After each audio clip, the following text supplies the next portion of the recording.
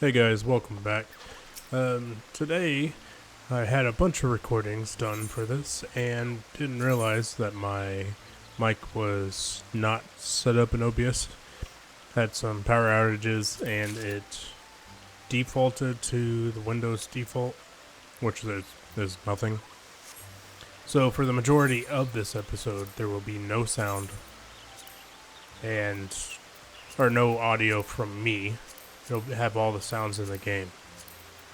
But I will do some voiceover for it, so that way it's not just total silence from the game. On that note, let's get right into it.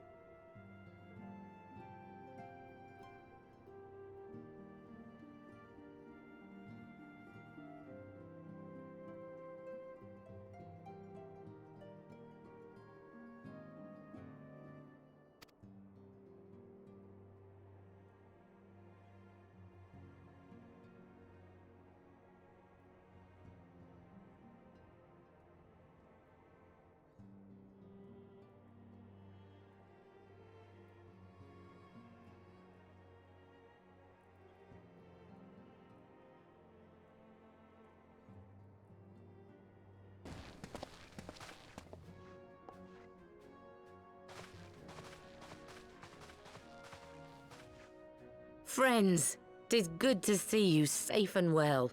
I will admit I had not counted on you seeking, let alone finding refuge within the Holy See, but full glad was I to learn that you had.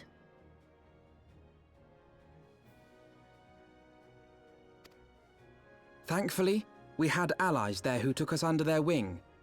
And theirs was not the only aid we receive, I suspect. When we fled Uldar, we fully expected to become wanted men, known to all and hounded at every turn. Yet that did not come to pass. On the contrary, 'twould seem the charges against us have not been made public. Might we have you to thank for that, Admiral? Sharp as ever, Master Elfino. On Marshal Terrapin's urging, the Elder Seedseer and I demanded that the Syndicate suppress news of the Scion's alleged crimes until such time as irrefutable evidence could be found. Our argument was simple. Lacking proof, to accuse the saviors of the realm of so unlikely a crime would have the people up in arms. In their wisdom, the Syndicate agreed, as you yourself have seen. There is something you should know. Some few days prior to the banquet, the Elder Seedseer and I were summoned for a private audience with the Sultana. There, she revealed her intent to announce her abdication, that she might pave the way for the establishment of an Uldan Republic. What? But such an announcement would have plunged the entire nation into chaos. She was well aware of that. 'Twas for fear of what might ensue that she summoned us. Her Grace wanted the Elder Seedseer and I to lend Rauban a helping hand, you see? To aid him in preserving the peace during the transition. So, having somehow caught wind of her plan, Lolorito and Teleji plotted the Sultana's assassination in the hope of maintaining the constitutional status quo. But they must have known that her death would sow as much chaos as her abdication. Chaos from which Teleji alone might feasibly stand to profit. Surely Lolorito would never knowingly... Could it be? I dare not hope. The Uldan authorities have yet to announce the Sultana's passing. To allay any suspicion that may arise from Her Grace's absence, they have issued a statement to the effect that she is presently convalescing from illness. Mayhap they're waiting for a fitting moment to break the news. Or mayhap they know of some other reason to delay. Something else has been bothering me, Admiral. I was dismayed to learn that General Rauban is to be executed. Yet upon hearing the news, I could not help but wonder why he had been kept alive for so long. Pray mistake not my meaning. I am, of course, overjoyed that our friend still draws breath, and that he might yet be saved. But if his enemies truly wish to eliminate him, they could have done so immediately. I see no reason for this delay. Aye, you've struck upon an important point, Master Alphino. Following his capture, Raobarn had been held in the Marasaja pit within Uldar. In recent days, however, he has reportedly been moved to an unknown location. Queerly, 'twas not the brass blades who spirited him away either, but a band of soldiers decked in blue. The Crystal Braves. Aye. If I read the winds aright, the arrangement between Lord Lolorito and the Braves has come under strain. At any rate, if we're to rescue Raobarn, we'll have to find him first. And you'll be glad to hear that I have already entrusted the task to those best able to see it done. Our friends of Doma. She explains that we need to meet with a Doman individual and rescue Raobarn, which is being held captive.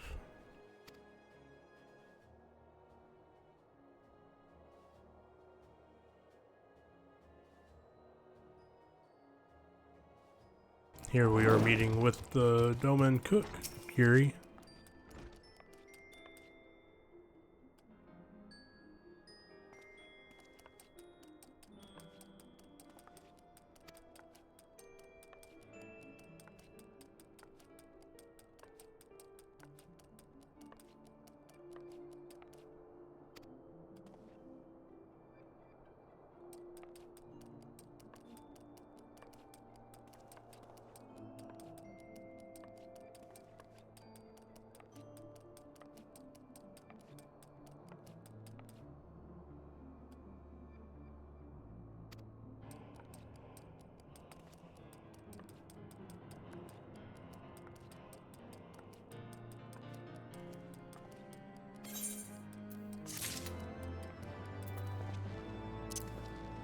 Hagiri goes to tell us they moved him to Marja Pit and to speak with Dwyer on the High Bridge.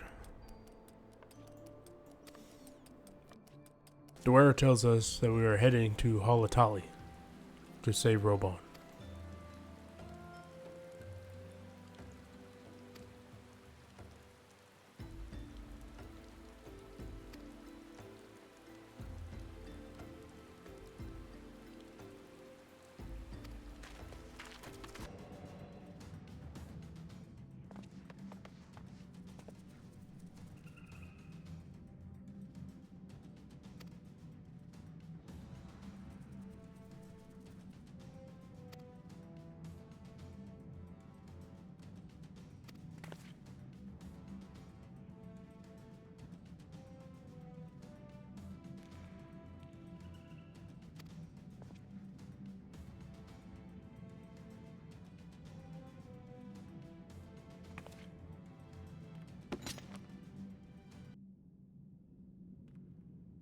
This changes nothing.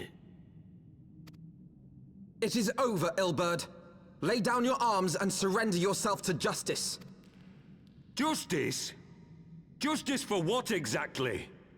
'Twas not I who assassinated the Sultana, boy.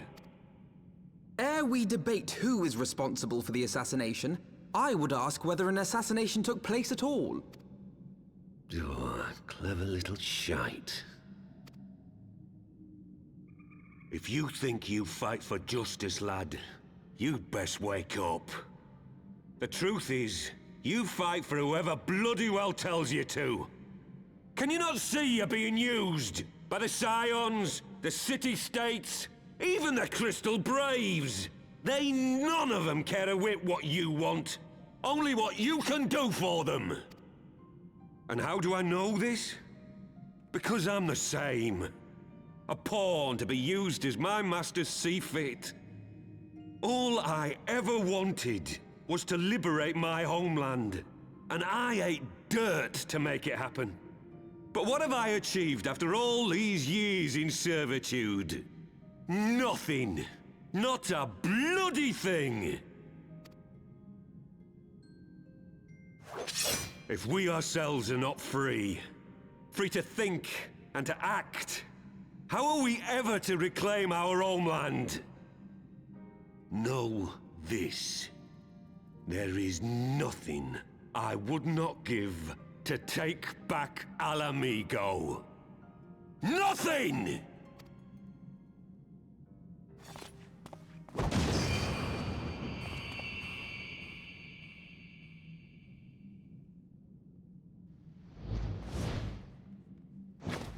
You'll not get away!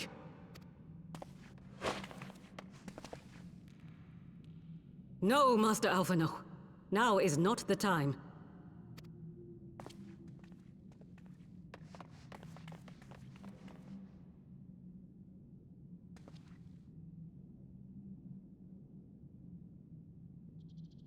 I'm but a cripple and a fool.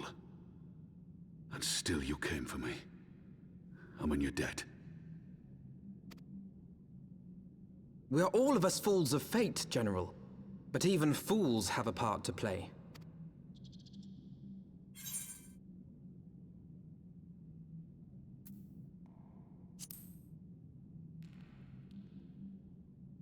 Rest assured, I was not planning to die till I'd avenged the Sultana. Still, your words are welcome, lad.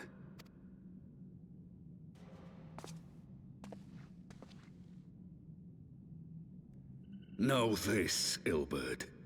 There is nothing I would not give to see you pay for what you've done. My wealth, my arm, my life. Nothing. General, are you aware that Lord Lolorito has yet to announce the Sultana's death to the public? What? No. No, I was not aware of that, nor of anything else outside my cell. 'Tis passing strange, though.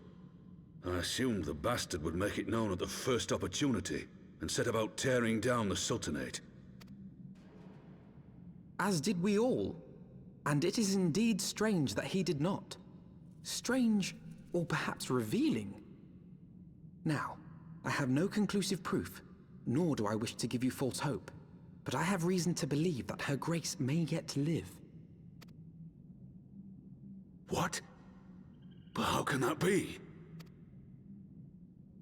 Forgive me, friends, but it is not safe here. Let us continue this conversation without.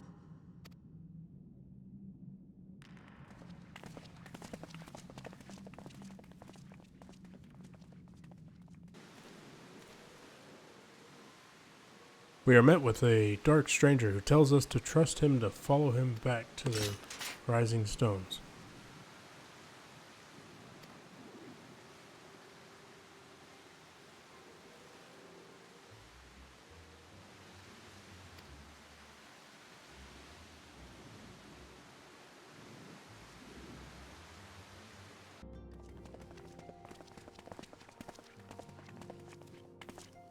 My dearest friends, praise be unto the 12 for delivering you from the clutches of treachery. Father! Pippin! My son! And Master Papashan besides! Forgive me, Father. I should have been at Her Grace's side. Save your tears. The Sultana yet lives. You! It was I who arranged this gathering. And judging by your perplexed expressions, it would seem introductions are in order. I am Dulala, head of the Order of Noldthal, and member of the Syndicate. What you said about the Sultana, is it true? Is she alive? Young man, I understand you were with the Sultana when she drank from the poisoned goblet and collapsed. Would I be correct in assuming that you did not personally verify Her Grace's vital signs? Why ask when 'tis plain you know the answer? Calm yourself, General, and let me finish. The truth is not as you imagine it. You are all victims of a most ingenious ruse. A ruse conceived to eliminate the threat posed by Teleji Adeleji. 'Tis my belief that Teleji plotted the Sultana's assassination alone, but that Lolorito caught wind of his plot and exploited it to his own ends.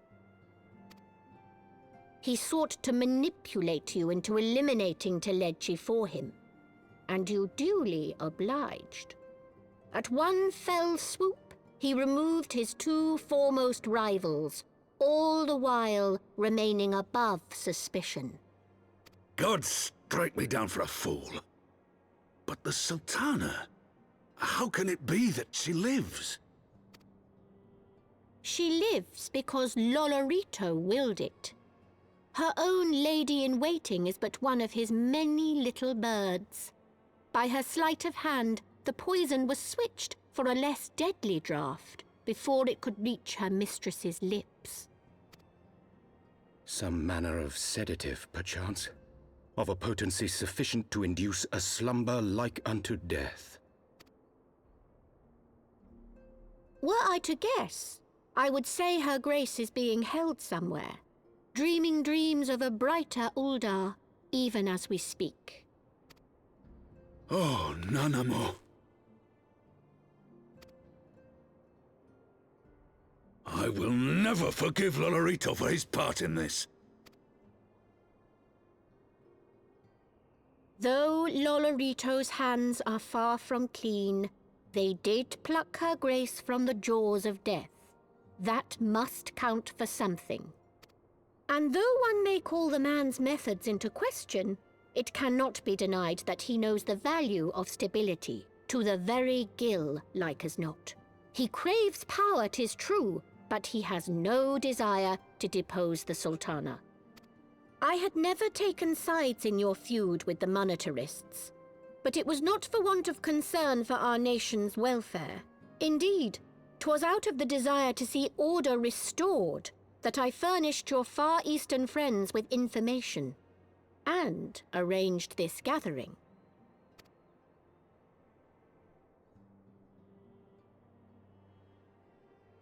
I hope you are ready to work, General, for there is much work to be done. Our first priority must be to bring matters back into balance. Lest you forget Her Grace's words, the true wealth of Uldar lies in the health, happiness, and hopes of her people. As for the more worldly kind of wealth, I am content to let Lolorito help himself to whatever Teleji Adeleji left behind. You, meanwhile, must do that which you alone can do.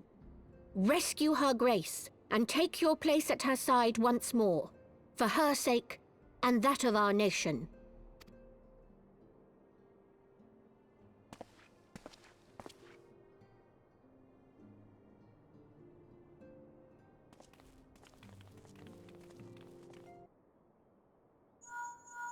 We received word from Tutaru that dragons are on their approach to attack Isgard.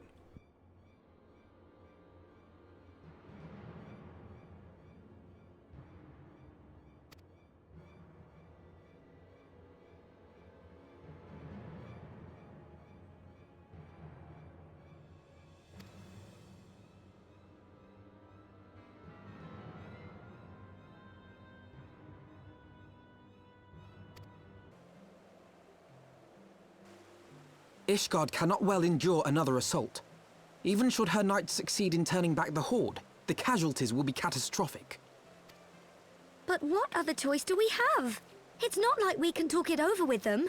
Dragons and men aren't exactly on speaking terms. With certain notable exceptions.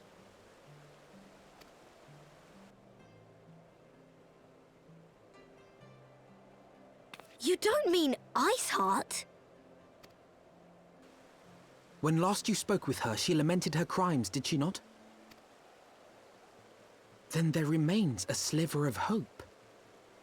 If we can persuade Iceheart to act as our intermediary, we may yet be able to convince Nidhogg to abandon his bloody course. If there is to be a meeting, I would accompany you. Estinian. Even with your intermediary, Nidhogg's blood rage may render him deaf to reason. However, the mere attempt may afford our forces precious time to prepare. Of course, you might also consider a more direct approach to ending this conflict. With the power of the Eye at my disposal, and the vaunted strength of the Warrior of Light, we could conceivably slay the beast outright. If we are to risk a face-to-face meeting with the Dread Worm, I for one would feel safer in the company of the Azure Dragoon. However, I should only turn to your lance if my words failed to find their mark.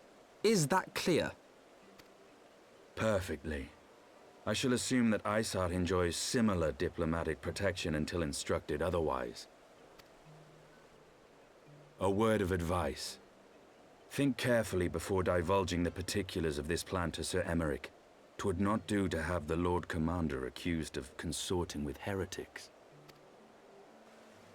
Indeed. I thank you for your counsel, Estinian. We shall be honored to have you with us. I am glad to be of service.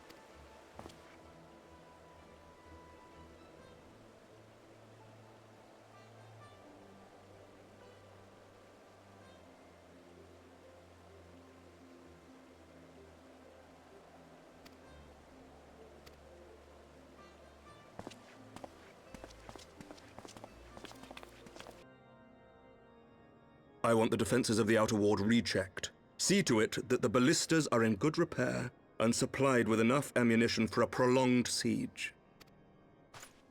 At once, my lord.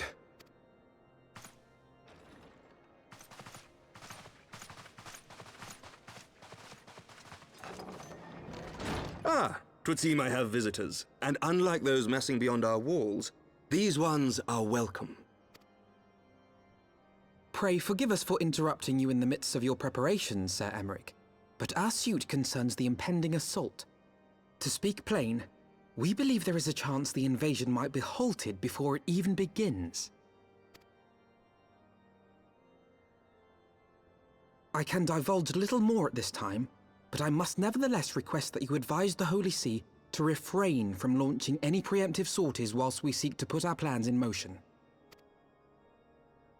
I will gladly lend my support to any endeavor that could spare the blood of my countrymen, but I would know more of the cause you would have me champion. Will you not share aught of this mysterious undertaking? Know that I have offered my lance to aid in this endeavor. I cannot claim that its success is assured, but our actions should serve to delay Nidhogg's advance at the very least.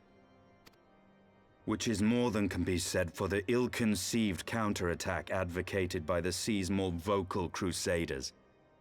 They offer glorious death, but little hope of victory. Aye, their proposal does not inspire confidence. Our resources should rightly be spent shoring up the city's defenses. The Azure Dragoon and the Warrior of Light sallying forth together to face the dread worm Nidhogg.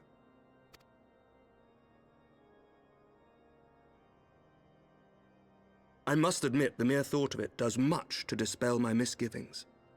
Go then, carry out your plan. I shall do what I can for you within the Holy See.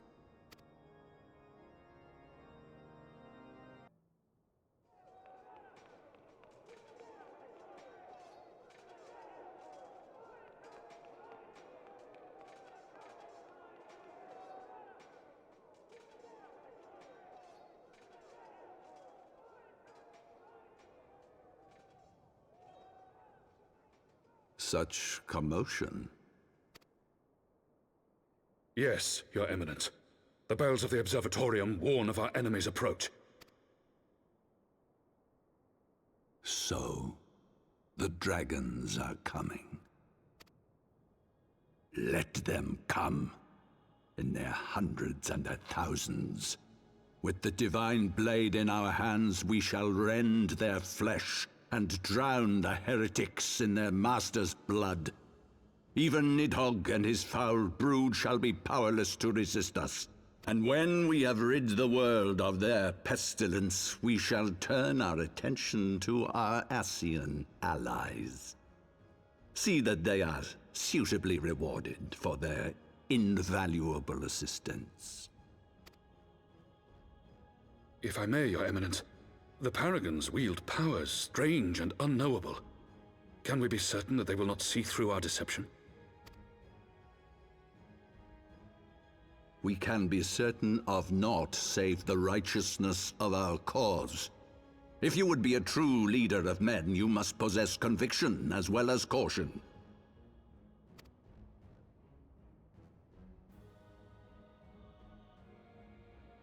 We seek to excise the root of an evil that has blighted us for 1,000 years. The risk is worth the reward. And what of Estinian and this Warrior of Light? They have plans of their own. Leave them to their purpose.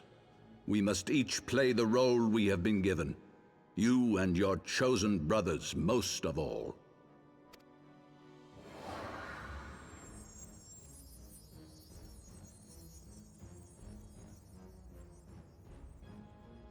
For the glory of King Thordan. Jitaru makes Alphinaud a new outfit to deal with the weather.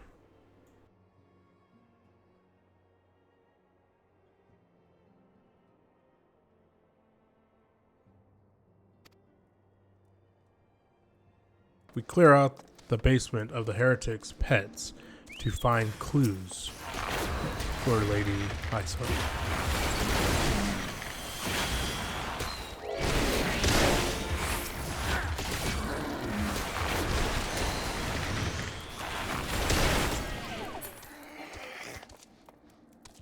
The clues lead us to the amphitheater, where we face off against multiple foes.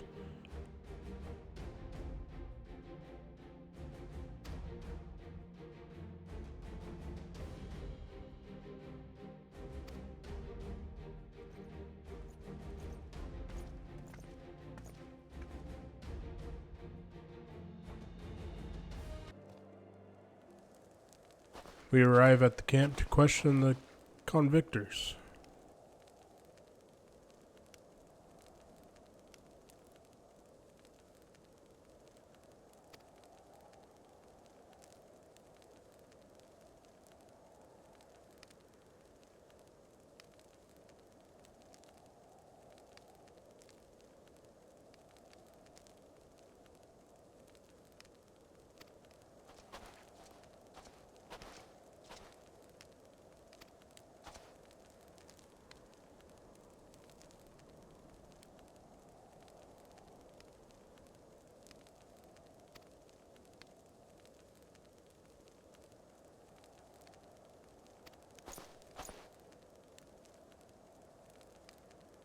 Had us question his men to see if they have any leads on our heretics to find Lady Isgard.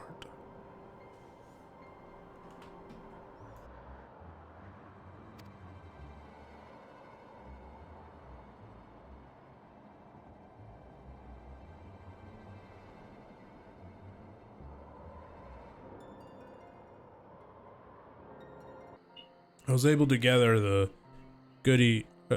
a goodly amount of nectar from the land traps, though I would not have known how to harvest it without her help.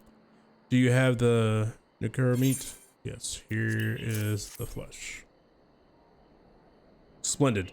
Shall put this with Estinian's fruit and assemble a suitable, generous looking hamper for the net. Well, everything appears to be in order. Assuming no one has any objections to my choice of presentation, I shall place her offering at the trading post as instructed. Were I of the Nath, I think I would be suitable and impressed.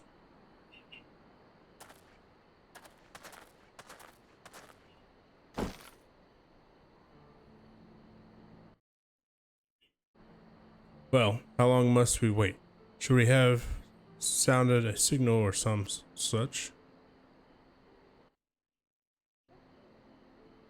Calm yourself, Master Alfino. Our offering has not gone unnoticed.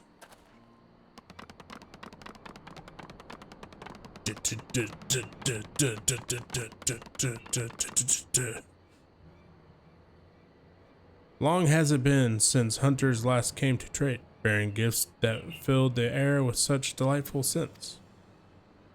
Land trap nectar, and fruit, and Nanuka flesh. What delectable food you have brought us. Our meager existence is such enriched by your bounty. Come, hunters, come to our hive if you would trade. Cramped and stuffed our homes are, the rancid incense keep the dragons at bay. Cramped, stifling, and horribly smelly, but better to live in stench than cracked and crunked by dragon claws. Yes? Come, come, it's not far. That's all I think about. Because they had it just perfect as they were walking in. Your presence has been announced to the storyteller. You must speak to our chosen leader in words. For we are the Vath. We are the Normind. Okay. You do a bunch of quests with this person, actually. Welcome to our hive, hunters. We have brought delicious, some sought after by our people, and we are much pleased. What would you have in return? Honored elder, pray allow me to begin by thanking you for welcoming us into our home, to your home, and for accepting our humble offerings. My companions and I are come in search of knowledge, specifically knowledge of your people's God. Knowledge alone? What strange hunters you are. But if it is words you desire, then words you shall have. We are the Vath, the Normind, the non-mind, and to speak is our fate. You will hear the tale of the Nath's God, of the God of one mind summoned in our midst. The one mind? These are the Naths who reside in the main colony? Yes, they are one, connected. But let us begin the story as it begins. Some moons ago, a single dragon flew in from the east, bleeding and weak, and it fell from the sky and into the hive. There it was swarmed by the brethren, and with spear and spell, the muskets, the dragon was slain. It was likely one that had fled battle with my kinmen. Should commend you for finishing the job. He's like, what? Dragons are fierce and terrible adversaries. The one mind would always cower when the winged shadow passed over the ground, but no longer. They had learned the battle-weary Dravanian was easy prey. Thus did the over mind decide to heed the word of the black-robed man. The one mind would call forth our God and unleash his blades upon the dragons. Dravanian lands would become Nath lands, and ever larger would grow our domain. But our God ever hungers. The price he demands in crystals far exceeds the rewards for this war. We of the Vath, despite his insatiable existence,